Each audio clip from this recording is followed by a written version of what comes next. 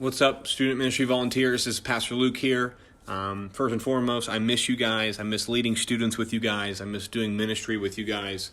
But for the time being that we were in quarantine, we still, I'd still love for us to meet with students and have touch points with students. And so one way to do that is by using Zoom. So I'll give you the details about how we'll be conducting this and communicating this with parents and students after the Zoom tutorial. But first, let's learn how to use Zoom. This will allow us to meet kind of like FaceTime, but with multiple different participants. And so if you're a fifth grade small group leader, this will allow you to meet with your fifth grade students. And we'll talk about how to communicate with parents in just a minute. But here we'll go to zoom.us or zoom.com, either one works. And the first thing we'll see is the top right big blue button. It says sign up. It's free. So this button, if you do not already have a Zoom account, will allow you to create a Zoom account. It took me 30 seconds and it's free, so you don't have to worry about anything like that. What it'll do is I'll click on this button. It'll say give me an email.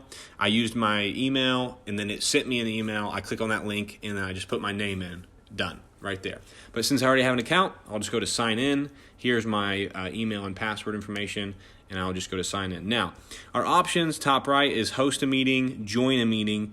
These two options are if I want to just jump into a meeting right now and I want to host one, it'll give me a URL and an ID and all these things.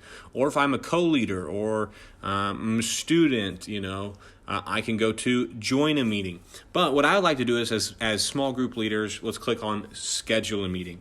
And so let's say I have my freshman boys Lifehouse group set up, and on description, yay, because we finally get to meet in some capacity. Do whatever you want with that. And then the when. Now this is the importance, right? So I'll go to Wednesday night at 7:30, which is our normal meeting time, for 1 hour. Now do notice that if we have three more participants here, it will not allow you to go longer than 40 minutes. So just keep that in mind. If you're meeting with more than 3 students, including yourself, obviously, then you will not be able to meet for longer than 40 minutes. It will just close the Zoom chat. So 7:30 on Wednesday night, that's when my boys meet. Now, this little side note, I am going to try to find specific slot times for our students and parents to expect a meeting. So if you're a transit student, or if you're a transit parent or you're a motion parent, we'd like to have specific meeting times. We'll talk about that just a little bit later. All right, now I'm going to scroll down. Time zone's good. Now, if I want to say, hey, I like this time, and students, we're going to be meeting this time for the next, X amount of weeks until we can meet in person again, let's go ahead and create a reoccurring meeting. And I'll do, not daily, but weekly on that Wednesday already at 7:30. And then the repeat and then let's go 4 weeks. The next 4 weeks we're going to have planned to meet this time over the Zoom call in chat and video. And so here's that'll set that up. Now for meeting password, we don't want to require one because that would just another extra step for students that they won't have to do if you can just take this required meeting password off. Okay. Next, we'll go to video. We want the host to be able to have a video and the participants to have a video. So that means that everybody, just like a FaceTime call, will be able to be seen when they're talking on the Zoom call. Now here for audio, leave it to both. We want, if someone's on their phone, they can join, or on their computer, they can join. And then for the meeting options, you can just go ahead and leave this off, which means that you would have to begin the call before anybody can join. All right, so let's go ahead and save that. Now let's kind of show you what this looks like. If I am the creator of the Zoom meeting, I will come back to this when it's around Wednesday or whatever, Wednesday at 7:30, and I will start this meeting, right? So what I'll do is I've got my URL right here. This is the moneymaker right here. This is the most important part. This URL will allow your students to click this if it's a text message or even an email, no matter what. They don't need to do any of this back-end stuff. If they click that URL, they will be immediately join the video call meeting. And so this is all that they will need. This is what we'll be getting to students when we want to be meeting with students. So this is how we'll be doing that. So we use this URL, we'll copy and paste it, send a text to our students or an email to our parents and say, hey, at 7:30 on Wednesday nights, I want you to click this and you'll be able to join. Now, let's say it's that time. I start this meeting, I open Zoom, and then it will launch into the video.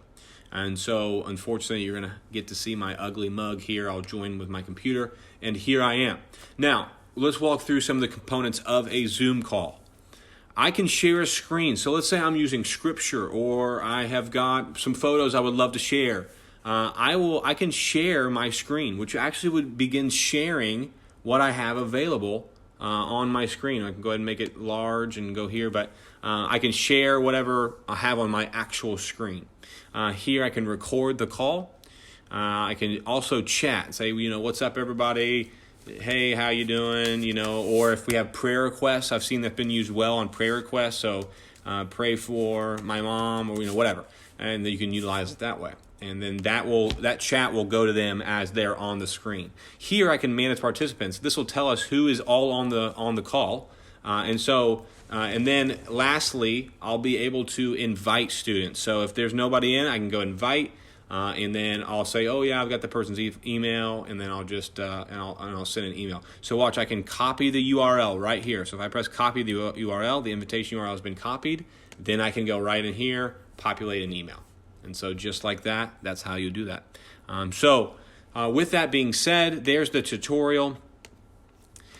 Now let's talk about how we would like to begin to communicate this to parents. I want to communicate with you as a small group leader and begin these meetings next week. So is there a time and a day that you are available to do these on a regular basis? If that's the case, I would love to get with you, find the specific contacts that you need to get to, the 6th grade small groups. For instance, Brooke Wall's doing one now. She's got the communication, she's got the list, and then she's beginning the call. So, communicate with me. Please send me an email after you listen to this video. If you have any more questions about how to perform a Zoom call, or if you'd like to say, hey, Tuesday nights at 7 o'clock, I'm open, and I'll be doing these for the next couple weeks. I will take that communication. I will communicate with the parents of those students as well, as you can do that as well. So I just want to be able to find a way to encourage students, to love them. We're walking through Ephesians with the Transit in Motion students at 6 o'clock on Sunday nights live on Instagram. So if they have any questions about that. But please communicate back with me about when you'd be available to do this, and I'll begin to do Lifehouse and Transit small groups over Zoom. I love you guys. Stay safe. I'm praying for you. Please let me know if you have any questions, and get back with me with your availability.